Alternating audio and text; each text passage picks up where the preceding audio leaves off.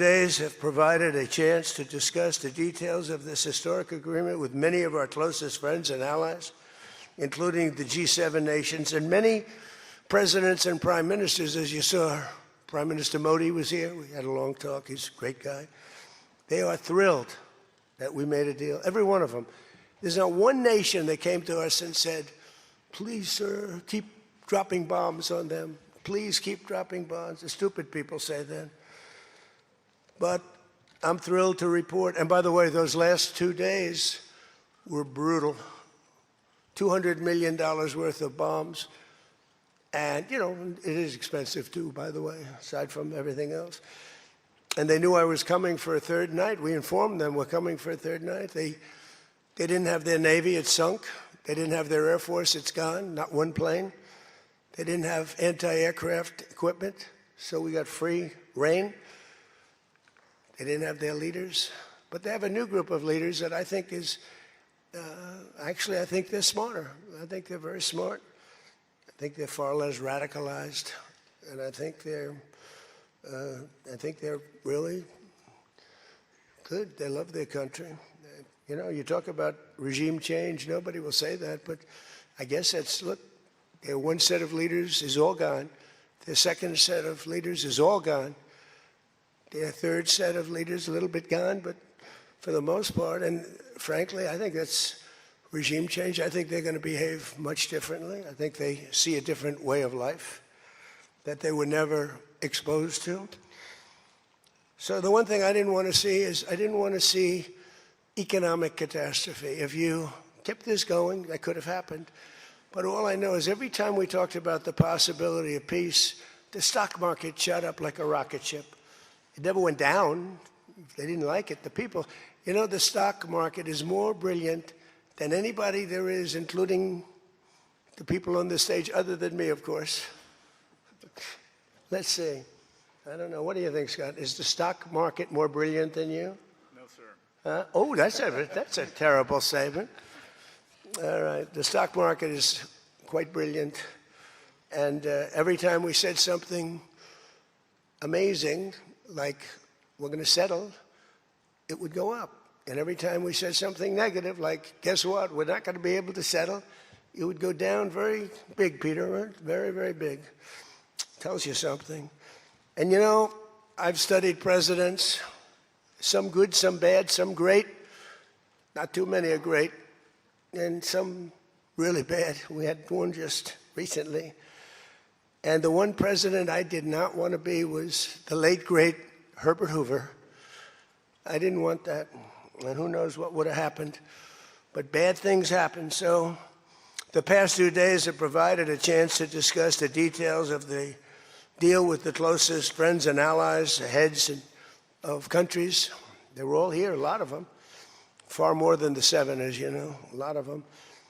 And they put out a statement. I think President Macron, who did a great job, by the way, did a really fan, him and Bridget, they did a great job. But they all put out statements saying they love this deal because they want to see it over. And they love the fact that the hormones, don't forget, if we were going to drop bombs, let's say we went another month, another 2, 3 months, maybe weeks, could be another 3 months, could be whatever. What do you have left?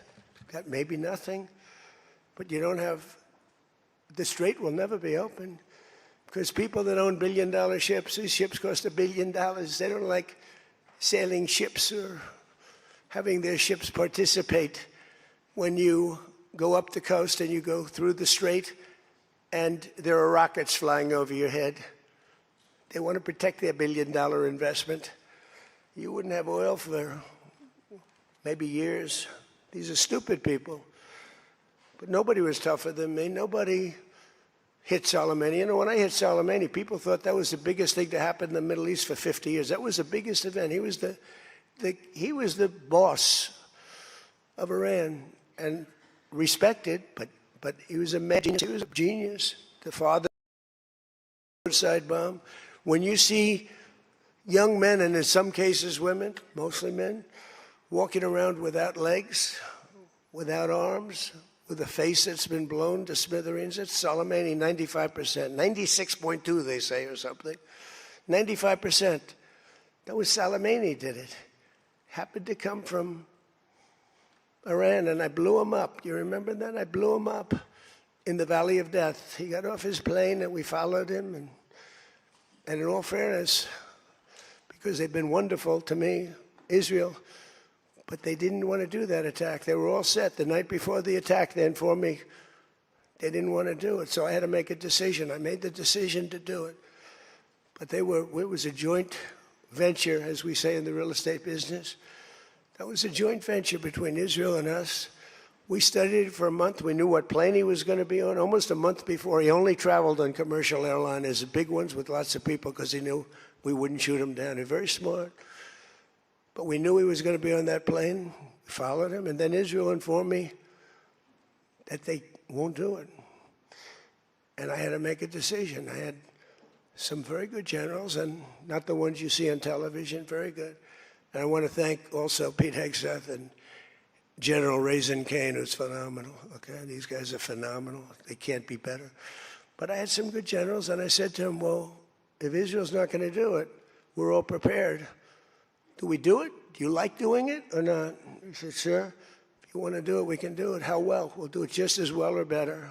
Do it ourselves. We don't need anybody. So we took out Soleimani. One of the biggest events to happen, the Middle East, maybe ever, but they say 50 years, they say 100 years. I was with the Prime Minister of Pakistan. He said it's maybe the biggest event that has ever taken place in Islam. Nobody could believe it. So that's when it started. It didn't start like 3 or 4 or 5 weeks ago. And Obama wouldn't do it. What Obama did was he did the JCPOA. He loaded up a plane with $1.7 billion in green cash from banks all over Washington, Maryland, and Virginia. They were stripped of all their cash. They had no cash to do payrolls. It all went into a Boeing 757, a wonderful plane, and they flew it to Iran. And they gave it out to people. They bribed people. They thought they were going to get it done. Then they gave billions and billions of dollars after that. And they got a deal that was a road to a nuclear weapon. I get so angry, I guess. I'm allowed to get angry. When I watch the Democrats, they talk about it all the time. We had this deal done. You had a deal that was going to give them, legally, a nuclear weapon. And if that happened, Israel would have been blown away. And in all fairness to Bibi Netanyahu, who happens to be a good man, gets a little excited sometimes. But he happens to be a very good man. We've had an amazing partnership. He's been an amazing prime minister. We have a little dispute over Lebanon. I say, you can do a little softer touch, Bibi. You don't have to knock down a building every time somebody walks into it that's from Hezbollah. But it's been an amazing partnership. But he will say, we're the big partner, and he's the very small partner, and that's true. So he came to the country, and he begged Barack Hussein Obama, the president, not to do the JCPOA. He said it could be the end of Israel, and it would have been if I didn't come along. And Obama didn't listen to him. Bibi actually went to Congress and pleaded with them, and he got nowhere. And they had this horrible deal that was horrible for Israel, and that's where it stood. And then I came along and I terminated that deal. It had very little time left. You know, it was a short-term deal. You know, with countries, you need hundreds of years. You don't need 8 years and 9 years. This isn't like you're signing a lease on a candy store at the corner. You need hundreds of years. This was a short-term lease. It expired long ago.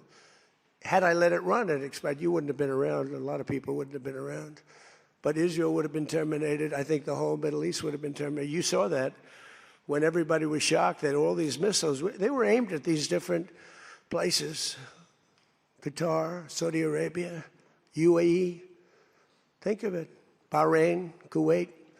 They got hit. Nobody thought that was, even I didn't think it was going to happen. They didn't think it was going to happen. They were going to take out the entire Middle East, including Israel. And if they had a nuclear weapon, they would have used it within moments after getting it. So I made it very tough for them when I terminated the Barack Hussein Obama catastrophe. JCPOA, one of the worst deals. NAFTA might have been worse, but that was worse economically. This deal was really dangerous, what he did.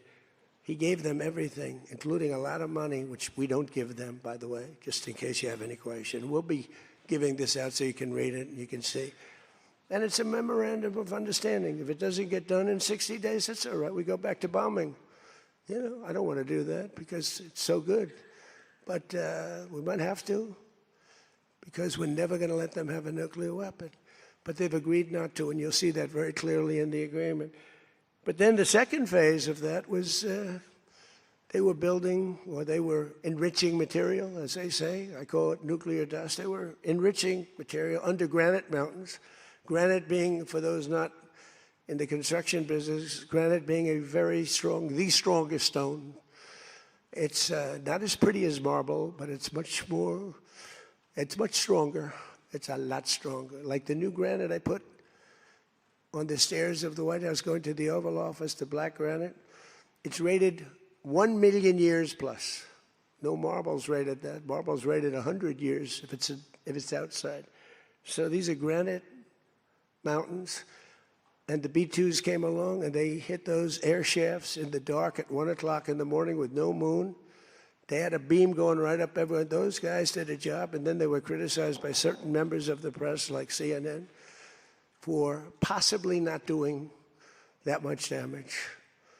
And it turned out that the damage was far greater. Those mountains collapsed right on top of everything. Nobody's going to get that for a long time. Unless we want to get it, we'll get it. But we're the only ones that can. And they say China has the equipment to get it, and we have the equipment to get it.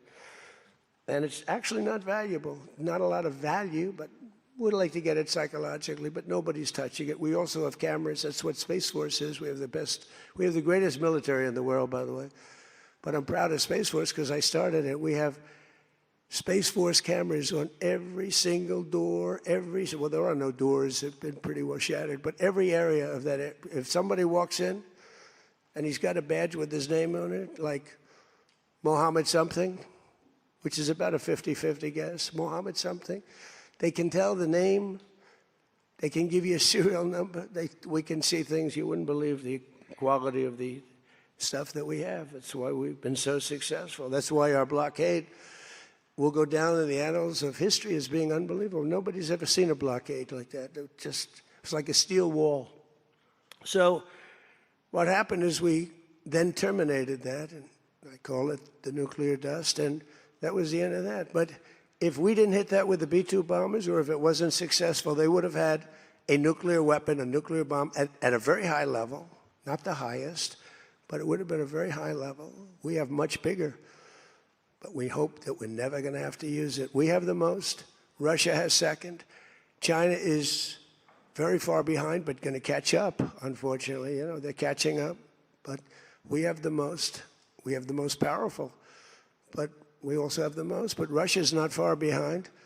And then you have China in third place, but within 5 years, they'll be probably even. And we ought to make a denuclearization deal. It would be so great. We don't need all of that. We don't need to be able to blow up the whole world 300 times over. It's terrible. It's really, if we could do a denuke deal, I'd love it. And one of those two is very willing to do it, I will tell you. But the other one is less willing to do it, and you need all of them. So the deal we reached with Iran on Sunday will be signed shortly, tomorrow, maybe the next day. Subject deals. My whole life is all about deals. That's all I ever did is make deals, and crazy things happen with deals. I've gone into deals where it's a guarantee. No way it can not be signed, and it doesn't get signed. And I've gone into deals that you have no chance of making, and they go like nothing. So, but we're going to most likely sign a deal. They want to sign a deal, and they've been acting very appropriately. They took a big 2 hits last week. Those were 2 very big hits. So, importantly, Iran has agreed that they will neither produce nor procure a nuclear weapon. Neither produce. Because originally they said, they talk about the that they will not develop a nuclear weapon. And some people found it okay. These guys didn't, in all fairness. But some people, but I didn't like it. Said it won't develop. I said, what happens if they should buy? I don't know. It's very dangerous for somebody to sell, because whoever sells them a nuclear weapon will get nuked themselves. If they sold a nuclear weapon, only a few that could do it, they would be nuked. They wouldn't have that country long. So it's a very dangerous thing for somebody to do. But I wanted it in there. So it's develop, procure, buy, anything. And you'll see that when you see the agreement, but it's appropriate that we release the agreement. And we did send a copy to Israel, by the way. They've been a good partner. Again, I think they could do better with respect to Hezbollah. I'm not saying they shouldn't protect themselves. I'm saying when 2 drones are shot into the desert and drop harmlessly, you don't have to knock down buildings in Beirut. They could behave better. And frankly, they could do a better job. I love them as a partner. They were terrific. But they could do a much better job with Hezbollah. On that, I don't think they're doing well. And I feel very bad for Lebanon. Lebanon's been, it was a great culture. They had the professors, the doctors, the lawyers. It was an incredible culture, maybe the highest in the Middle East for years and years, centuries. And for the last 50, 60 years, they have been just trashed. They have been living in hell.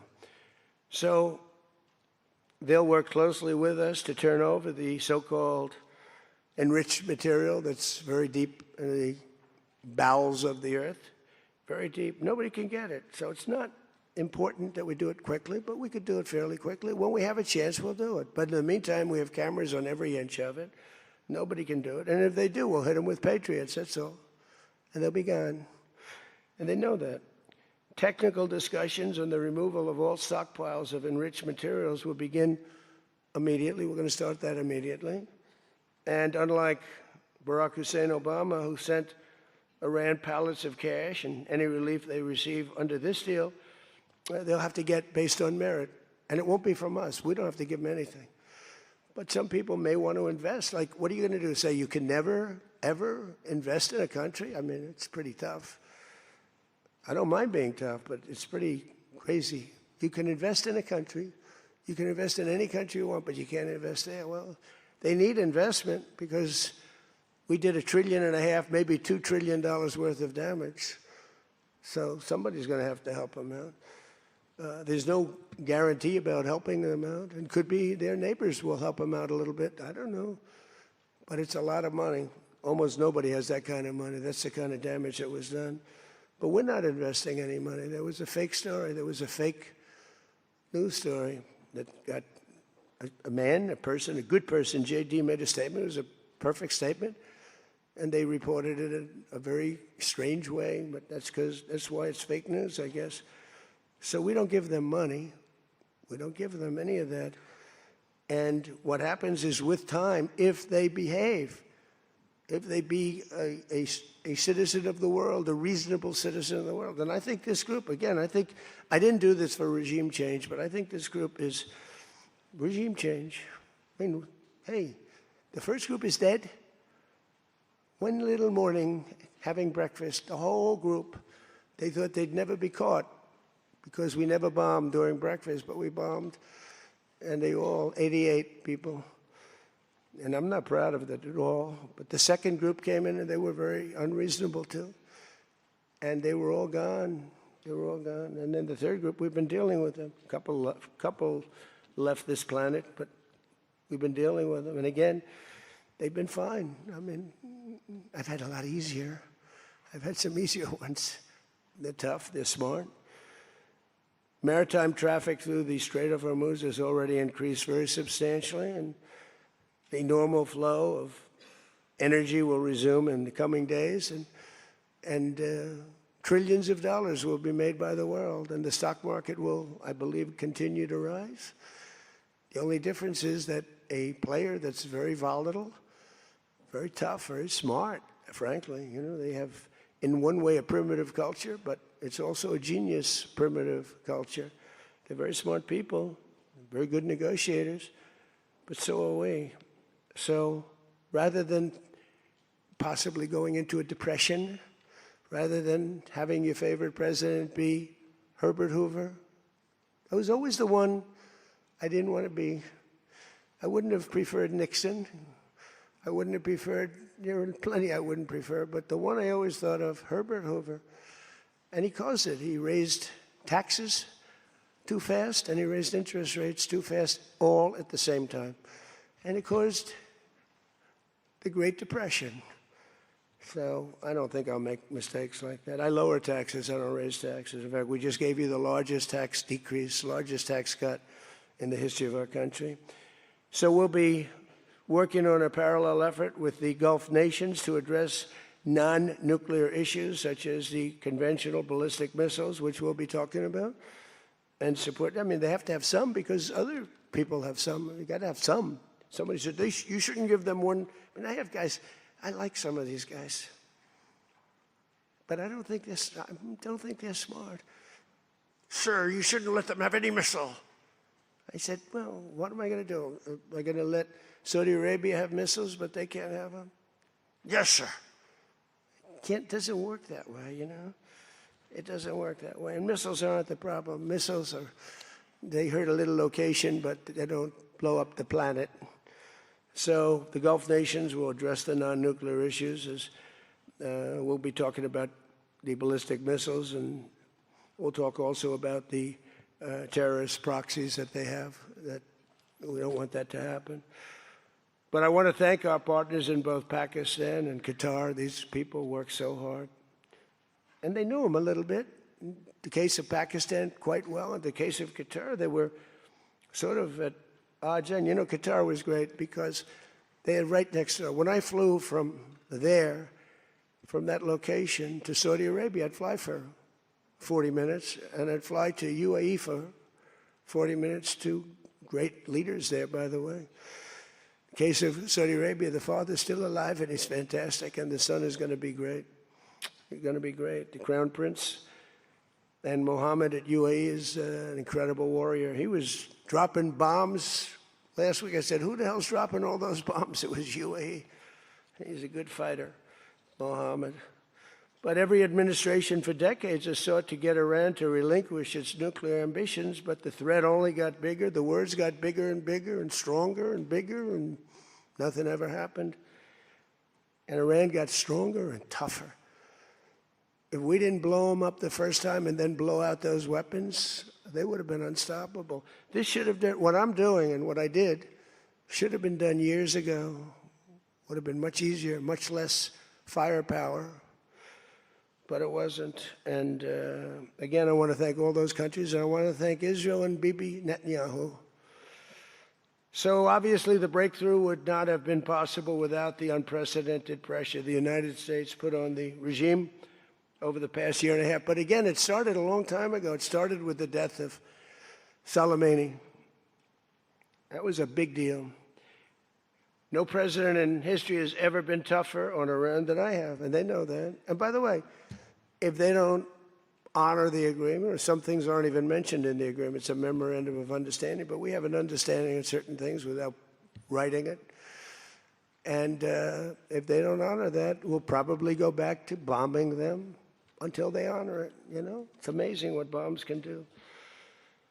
So I say it, the Obama deal was a road to a nuclear weapon, and let's call it the Trump deal, was a wall for a nuclear weapon that the nuclear weapon could not get through. Nobody's going to get through it. We built a wall. They weren't going to have it, and that's what we have right now. And it says very clearly, the most important clause to me, too, number one, the Strait opens, but that's much less important than the other clause. Clause number whatever, 5, 8, is a very strong statement that they will never have a nuclear weapon. And it doesn't say they'll have one in 5 years or 10 years or 20 years. With Obama, they were able to enrich very quickly. This agreement now provides Iran with a historic opportunity. If they follow the path of cooperation, will have opened for them, their country will have a chance to survive. Now think of it, you know, they have 91 million people. People want me to bomb the bridges. Why don't I bomb? I already did. because, they went back on one of their promises and they bombed their biggest bridge, the equivalent of that was the George Washington Bridge of Iran. But we bombed that bridge, you saw that.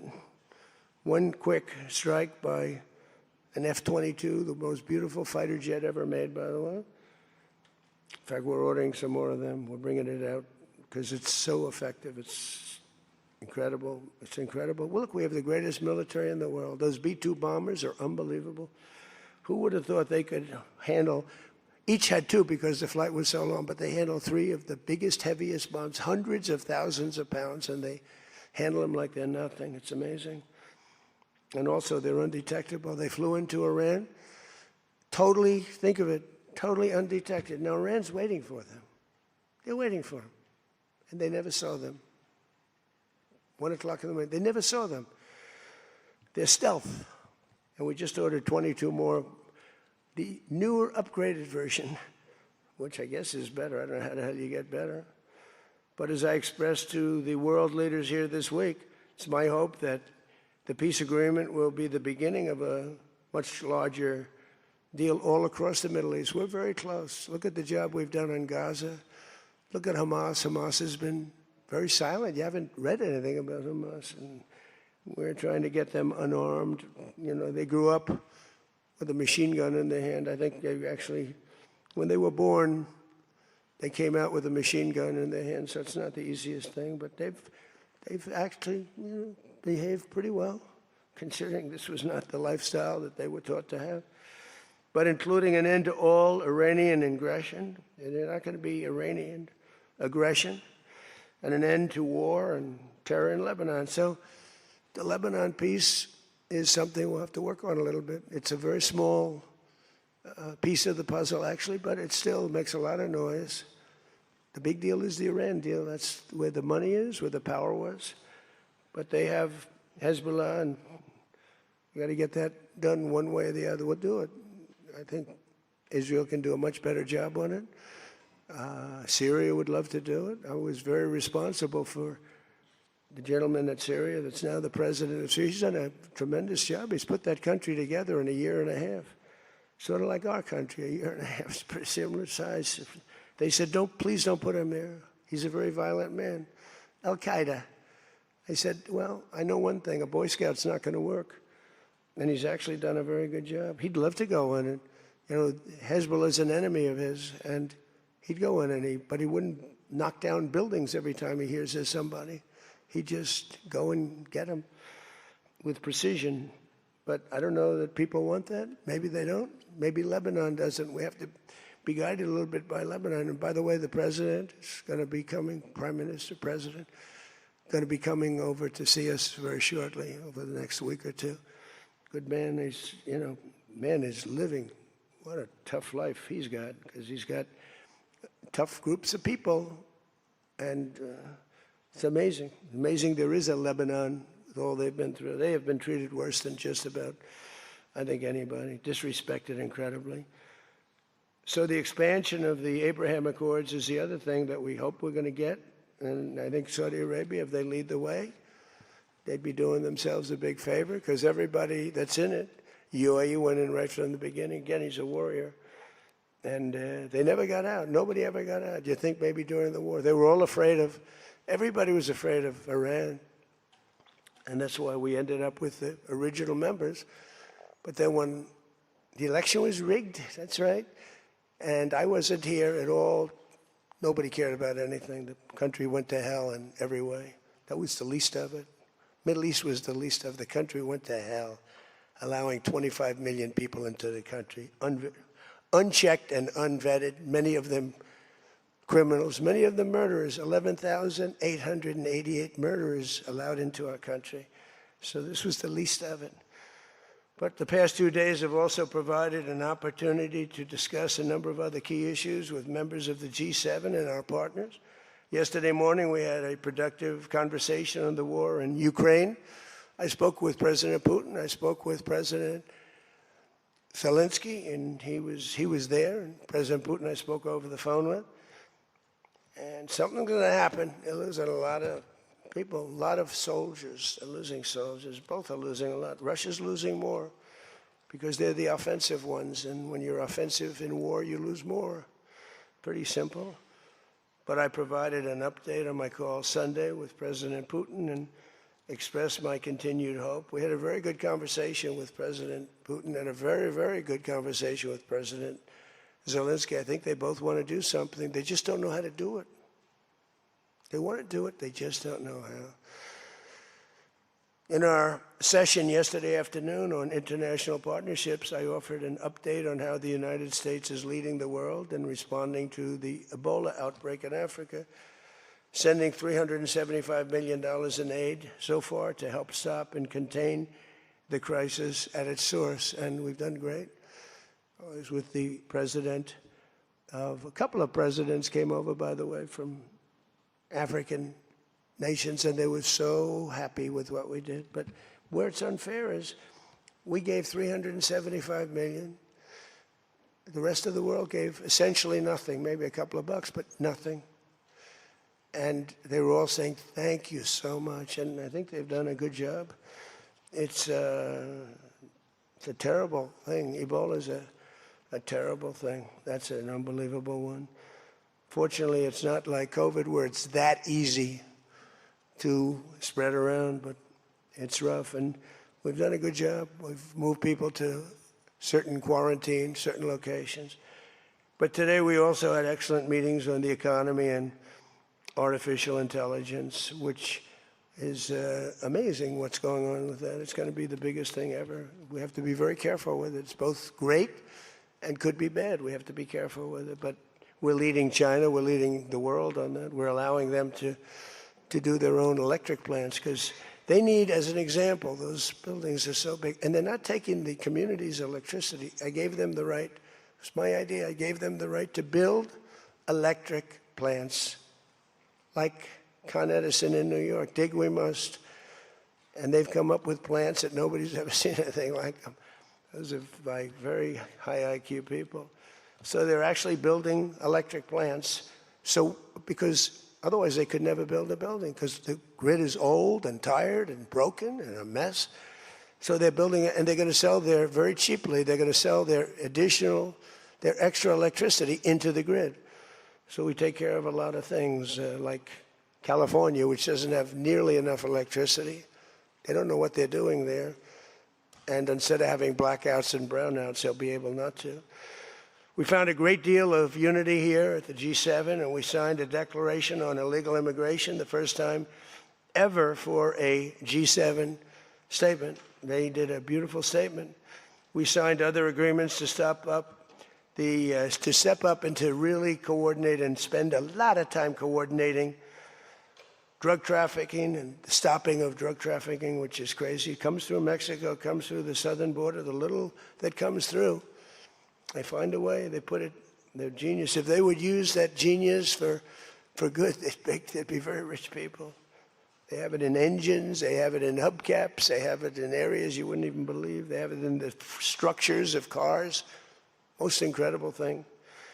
But we've done a great job on it. We have drugs coming through the border are down 61%. Drugs coming through water, the sea, ocean, sea, Gulf, down 97.2%.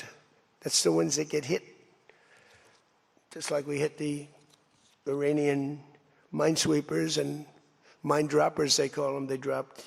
Who would have 28 mine droppers? Who has 28 mine droppers? They actually had them, but they don't have many more. We hit them just like we hit the drug dealers. But drugs are down by water 97%, and over 60% they're down. And now we're going to go and focus on the land. They come through Mexico. Mexico has lost control of their country. The cartels run Mexico, and it's sad. And the president's a very good woman, but she's a very scared woman. The drug cartels are totally running Mexico. It's not even close.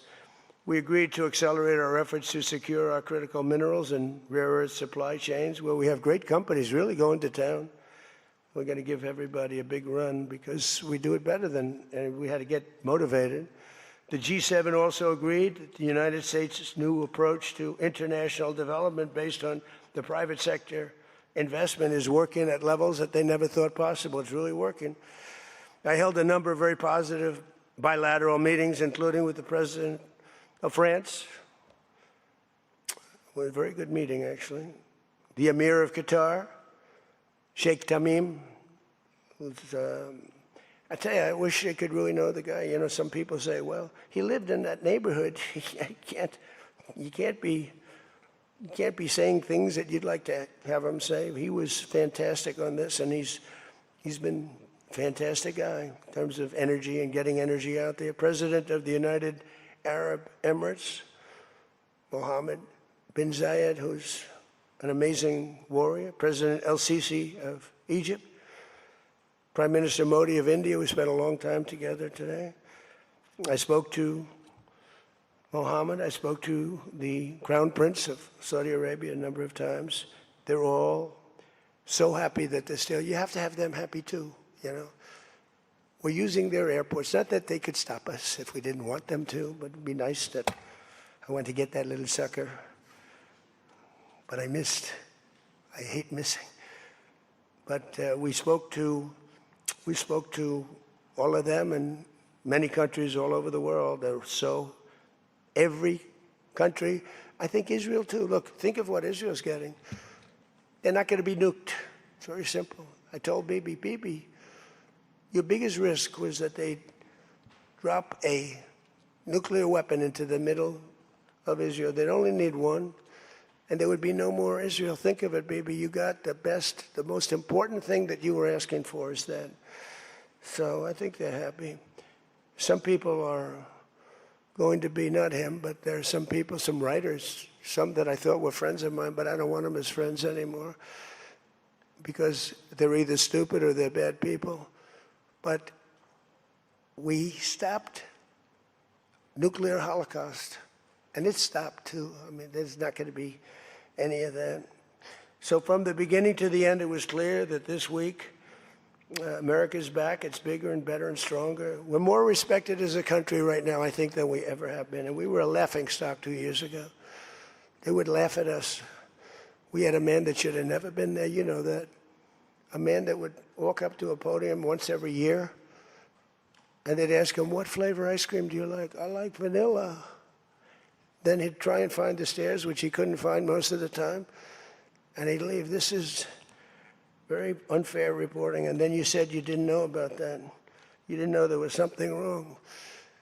We can never let that happen to our country again. To me, the worst. We had the worst inflation ever. We had the worst in prices and the costs. It's all coming down now because the oil is bringing it down. You're going to see numbers that are going to be amazing. But this evening, I look forward to a very special dinner with President Macron and his fabulous wife at the Palace of Versailles. I sort of like that palace. The palace has a lot of gold. I want to check it out.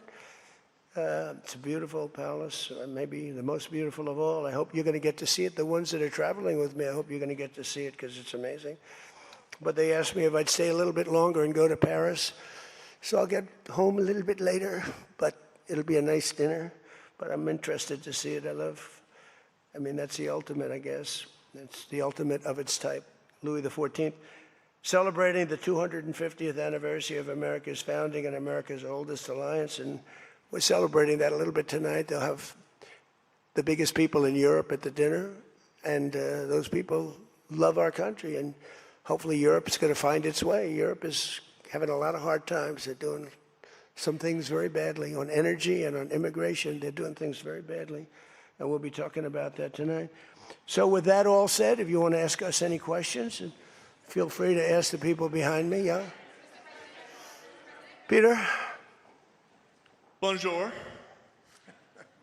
You've been clear, President Trump, the United States is not going to directly pay Iran, but the U.S. is going to let the Iranians start making billions of dollars, selling oil, accessing this reconstruction fund.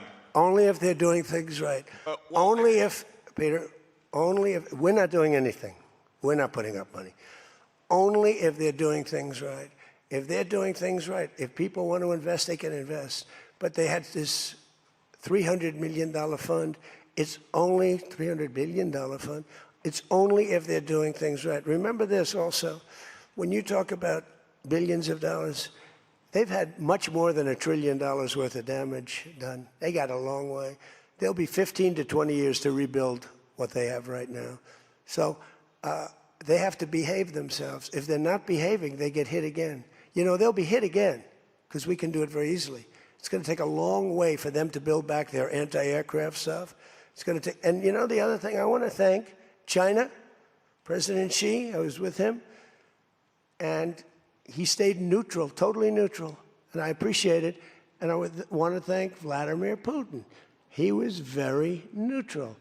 They could have made it much more difficult for us. And I want to say it. You know, somebody would say, "Oh, that's terrible. He's thinking President Xi of China." Well, let me tell you, I had a long talk with him.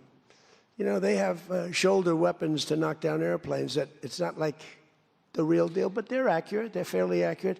I said, I would really appreciate you're not giving or selling any of that stuff to Iran. And you know what? For the most part, he didn't. So I just want to thank them because they made it a lot better. Can you explain, though, what the difference is between giving Iran U.S. dollars and unfreezing U.S. dollars? Well, the unfreezing is an easy one to answer. We have taken a lot of their money, and we have their money. We have taken their money. It's not our money. It's their money, and we froze it. At a certain point in time, I guess we're going to have to give it back. You know, if we didn't give it back, nobody would ever invest in the dollar again. If you took their money, because I thought about it, you know, I'm not the most perfect person. I said to Scott, why do we keep their money? What the hell are we giving it back to them? But, you know, people from lots of nations, some nations we don't agree with, they have their money. The dollar's become very strong under me. And they don't want to have a little conflict with somebody and end up having the United States just take their money. So if you do that, you really don't have a system. And I did just want to ask you about this. A wise man once said in January of 2020, Iran never won a war, but never lost a negotiation. That wise man. Who said that? Donald Trump. Oh, that's what I thought you were going to say. So how do you go back to the United States and convince a skeptical American public that this deal is a win? Look, here they lost militarily, okay? It's very tough because I know that no matter what, if I would go, by the way, if I'd go another 3 or 4 weeks, those same people that are critical would say, he went too long, he should have done, you know, no matter what. If they raised the white flag of surrender, and if they said, praise be to Allah, Donald Trump is the greatest president ever. We totally concede, we totally give up. This war is over, we have failed. The New York Times and CNN and a couple of others, they're not all that dishonest, they'd say, Iran had a great victory, okay? They practically do that. You know, it's amazing, when we knocked out their last ship, they had 159 ships. When we knocked out the last ship, the Times refused to do a story on it. They said, why wouldn't you? They don't have a Navy, and you don't want to do a story on it. They don't have an Air Force, you don't want to do a story. We need a fair press. And that's why they're all doing so badly, because they lost credibility. When I win in a landslide, and I had 93% bad press, they take good stories about me and make them bad. But the only reason that happened is because they have so little, the media has so little credibility that the people voted for me. 93% of the stories on network, ABC is horrible. I think ABC is the worst. NBC is terrible. And CBS is terrible. CNN, obviously. And I never get good stories, no matter what I do. I could do the greatest thing. I won't get good stories on this. I'll get it from fair media. I'll get it from all over the world. They're writing good. But no matter what I do, I'm going to get bad press. I know that. Now, if I did the opposite, if I went out and continued to bomb them for another 4, just bomb the hell out of them, I'd get bad press on that. No, there's nothing I can do.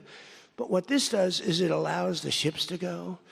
If we keep bombing, those ships won't be going. And you're talking about $500, $600, $700 million a day. It's a lot of money, a lot of money. That's why the world is okay. It's liquid, it's fine. Also, we run out of reserves in about 4 weeks. You know, there are reserves all over the world, and we would really run out, and there'll be a time when you wouldn't be able to get it. And you want to see bedlam? So for all those so-called geniuses that want to show me how smart they are, ask them why didn't they blow up General Soleimani? Ask that of the general and a couple of other people that I like very much, but boy, are they wrong. Go ahead. How about you? Thank you, Peter. I'd give you more, Peter, but people will say I like you too much. Thank you, Mr. President. Bonsoir, Mr. You know, he told me that first day in office, he asked me like 7 questions. I answered all of them. Is this true? He said, he just answered more questions in one meeting than Joe Biden did in 4 years. Okay, you know, I'm not going to get you in trouble, but that's what you said. Go ahead. Bonsoir, Mr. President. In The Art of the Deal, you write about the importance of leverage. Yeah. Obviously, you have a lot of leverage when it comes to Iran, whether Tremendous it's militarily or through economic sanctions. What leverage, sir, do you have when it comes to Israel and Hezbollah to ensure that they abide by the ceasefire? Well, I think we have leverage just by the fact that we really have Iran now has to be good. They have to behave. And we might help. That's a much smaller conflict. It's a conflict that should be able to be over with. I'm surprised it's taken so long. And it's a much smaller, but we have a lot of leverage. We have the greatest military anywhere in the world. We have the strongest, most powerful. Look at the blockade. By the way, the blockade was more impactful than all of the bombing raids where we dropped $1 billion worth of bombs on Iran. The blockade was so incredible. The naval blockade, the admiral, the whole thing, not one ship got through. That meant no money got through. They were dying. They had no money. They have inflation that's 250 or 300%. They have no money. We have tremendous leverage. We have the leverage of the economy, as an example. We'll get that done. That's a small one, and we'll work with Israel and get it done. But I'd like to do it. I mean, you have people living there. Buildings are being dropped on top of them or right alongside of them. How would you like to live there? It's so unfair, especially Beirut. You know, you go into Beirut, and I looked at the scene 2 days ago, yesterday, where they hit. That was a big hit. That was unnecessary in my book. Yeah, please. 2 questions. If you could clarify something you said just a few minutes ago. One of the goals of Epic Fury going into it, you said was... Say it again. Speak up. Sorry. One of the goals of Epic Fury, you said going into it, was to destroy Iran's ballistic missiles and its capabilities to build more. Yeah. Why is it acceptable to you now that they keep some of that capability? And Iran is... What are they keeping? What are they keeping? They have less than other nations now. We knocked out probably 84, 85% of their missiles. The rest of them are underground. They can't even get them out. You know, the other night's raid, I think it was on the first night, we knocked out hundreds of their missiles. Actually, by mistake, we were hitting an area, and you can sort of see when the bombs are going off, and then you see one that looks like, wow, what happened? A lot of missiles knocked down. No, but what are you going to do? Let's spend another 2 weeks and give them none. They don't want to be firing missiles right now. They're going to have a hard time rebuilding. They're going to have a hard time rebuilding. And the people from the Middle East, you know, if people want to invest, and again, they don't have to invest at all. But if they do want to invest, it does have oil. It does have probably a future, but it's going to take a long time. But are you going to let the 91 million people starve to death? I mean, one of the things I was very intent on, they have water desalination plants, very good ones. I could have knocked them out in 5 minutes, just like I knocked out Cargill, and I knocked out everything but the oil. I said, 25, it was so complete. The only thing there is the pipes coming with the oil because I didn't want to ruin the world market because they do a lot of money. But I didn't want to do that, no. It would have been so easy.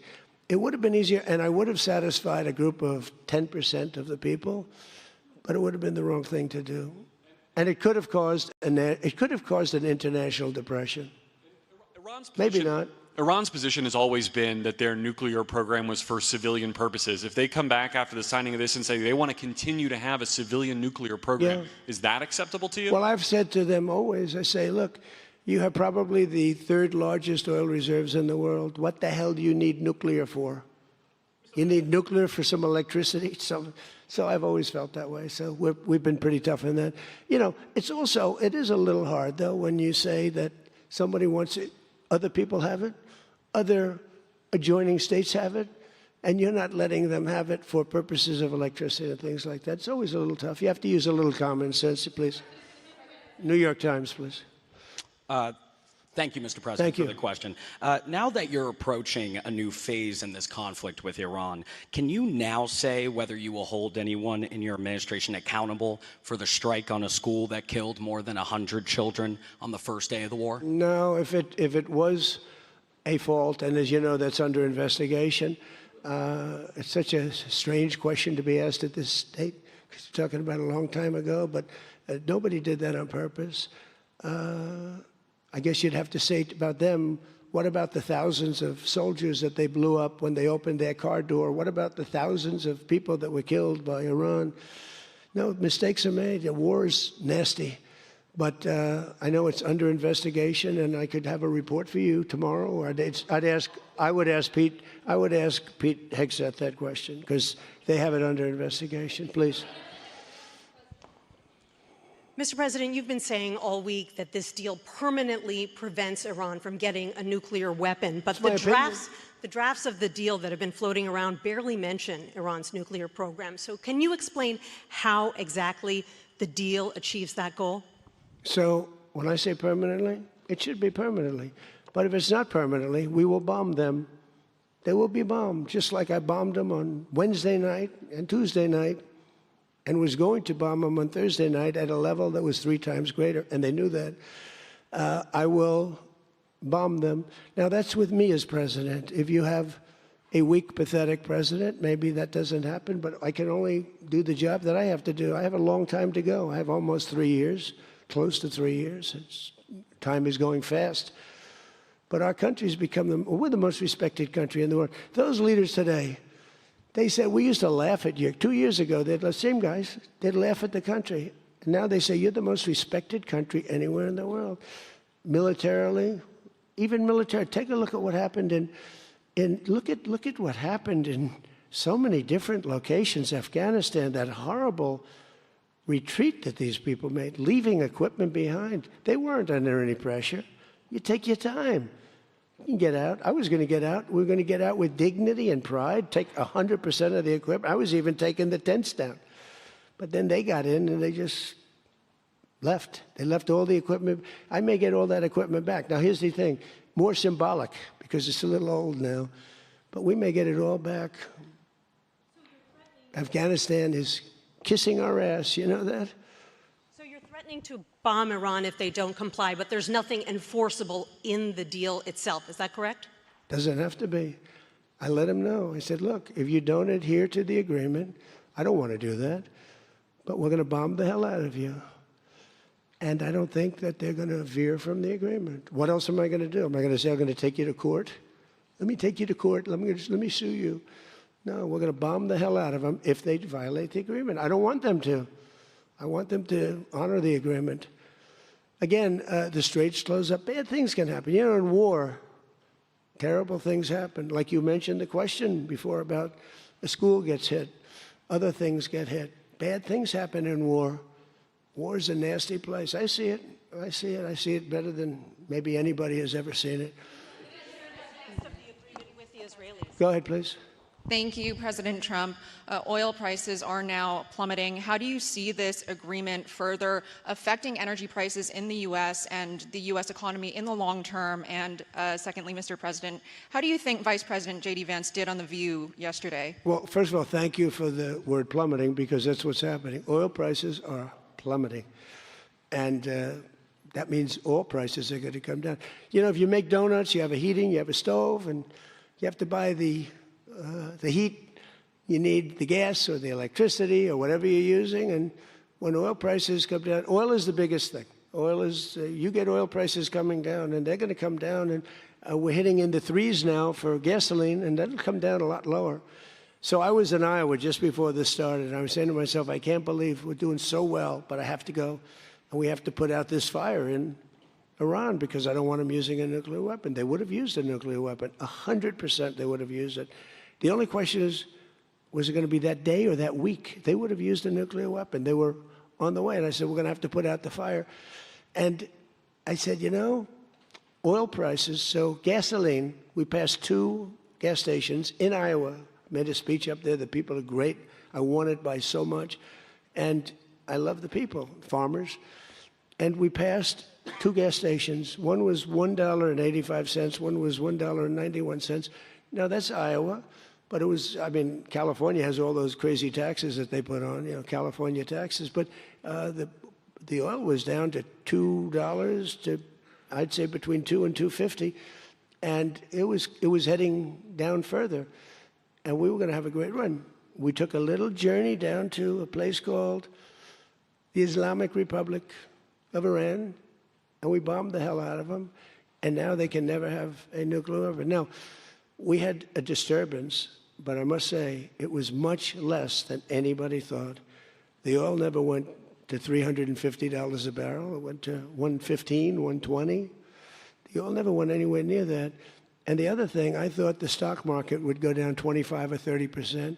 The stock market a week ago, before we started this, was higher than it was when we started, which tells you that we have a very resilient economy. We have the strongest economy we've ever had. Now, the word affordability, it's a fake word but made up by the Democrats. Here's where it's fake, because they made it up, because I inherited these prices. And when I had my first news conference, first day, they started screaming affordability, the Democrats. Affordability, affordability, they're screaming. I say, what's that all about? They gave it to me. They gave it to me. It's affordability. And they use that word to a fare thee well. Well, they were the ones that created the affordability crisis. I'm the one that got it down. Remember, highest insurance rates in history, highest rates for everything. Eggs, remember eggs? They were 4 times more expensive than they were in my administration. And I got it down, Peter, very quickly. Our secretary did a good job of agriculture, Brooke. She did a great job with eggs and everything else. And now that the oil is coming down, you're going to see everything follow. Everything follows the cost of energy. And we're going to end up having the lowest energy anywhere in the world. Please. Yeah. No, please. Thank you. You're from ABC. You're fake news. Go ahead.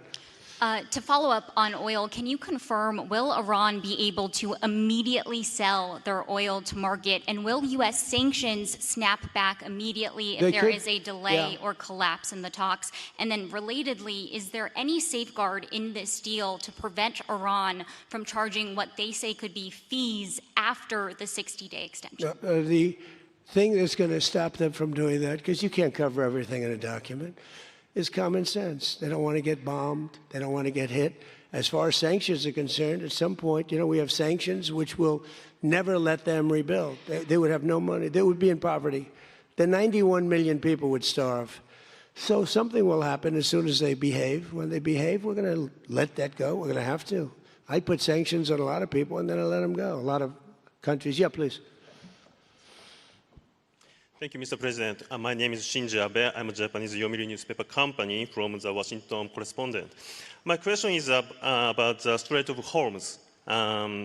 Did you ask other G7 nations to send military force? And what specifically are you asking of Japan? Or where are you from? I'm from Japan. From where? Japan. And is I just left your prime minister. Japan's doing very well. She's my biggest fan, I have to tell you. She thinks I did a great job. You have to call her and ask her. And, she's doing a very good job, by the way. Go ahead. And military support is no longer necessary. Yeah, but what do you want to know? Go ahead, just tell me. What do you want to know? Okay, my question is, did you ask other G7 nations to send military force? And what specifically are you asking of Japan? To send the Air Force? For what?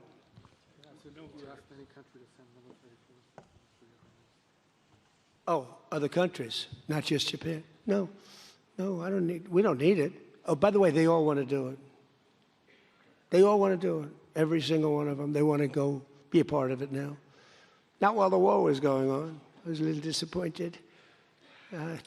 The UK, I said, yeah, it would be nice if you sent ships. I didn't put a hard sell on, but I said it would be nice if you sent some ships. And the Prime Minister said, they'll be there, sir, as soon as the war is over. I said, did he just say that? I couldn't believe it, actually.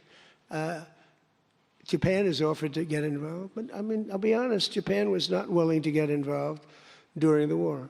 I asked her, I said, you want to get involved a little bit? I didn't put the heavy sell on, but they said, no, we don't want to get involved. Nobody did. We did it ourselves with Israel and with the Arab states that got hit, surprisingly hit. Yeah. Mr. President? Yes, please, go ahead. Thanks a lot, Mr. President. Question on Brazil. I would like to know, how was your interaction here in Evian during the G7 with the Brazilian President Lula? Did you talk about the new U.S. tariffs on Brazil? Did you talk about the U.S. designation of criminal gangs as terrorists? We did. How was it? I spent a lot of time with him, actually, and it's become a little rough country, right? Politically. It's been a little dangerous politically. You're talking about Brazil. Yeah? It's been nasty. I hear they arrested somebody that's running for office today. I found that out after we left. I just said goodbye to him, and I heard that they arrested the Bolsonaro Jr. He was doing well in the polls, and they arrested him because he made a statement in Texas. They arrested him, or they want to arrest him. They have something out for his arrest. No, they play pretty tough. But nobody plays tougher than the United States. Look, our elections are totally rigged. We have rigged elections. Please, in the back. Yes, sir. Go ahead. Thank you so much, President. Thank you. Sumu Sakamoto, the Asahi Shimbun.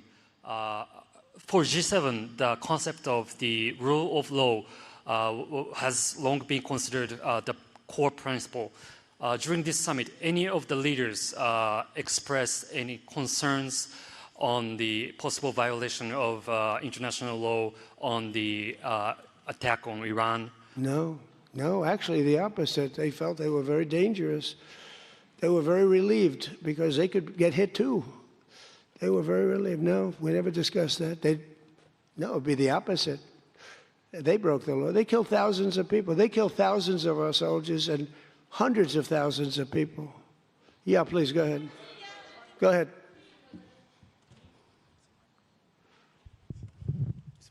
Okay. Mr. President, yes.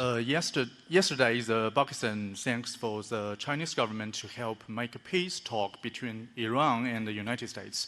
So what do you think about China's work to get the United States and Iran sitting down to talk and make the deal? And the second question is... Okay, let me answer the question. Okay. So I think China's been terrific. I told you that before.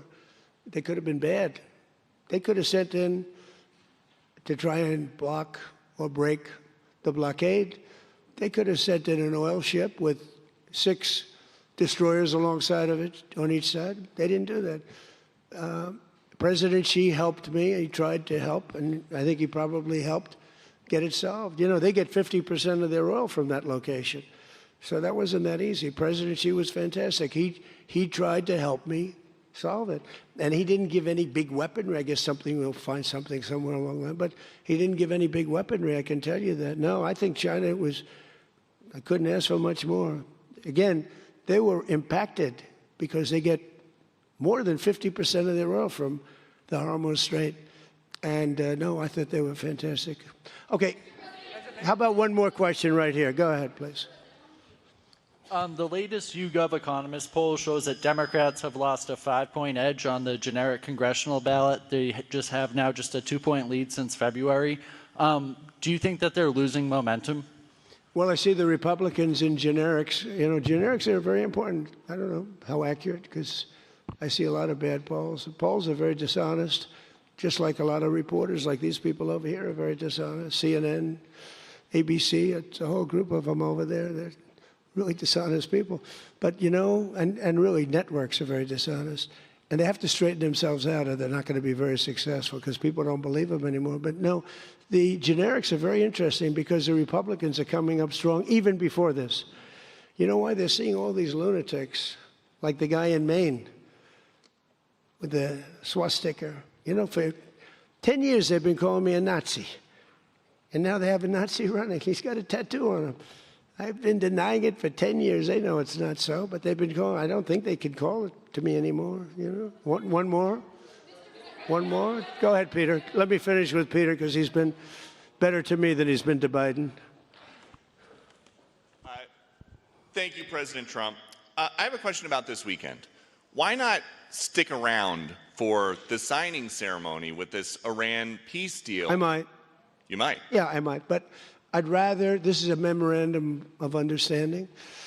It's very important, but it might not be the kind of a document that I should be signing. Is there some element to this where you send the vice president, if it works out, great, you'll look like a genius for sending him. And if it doesn't work out, it's the vice president. I like that idea, sure. What? This way, if it works out, I'm going to take the credit. If it doesn't work out, I'm blaming JD. You better be careful, JD. He's going to turn his plane around and get the hell out of here. Yeah, I like that idea. I think it's a good idea. Thank you very much, everybody. Thank you.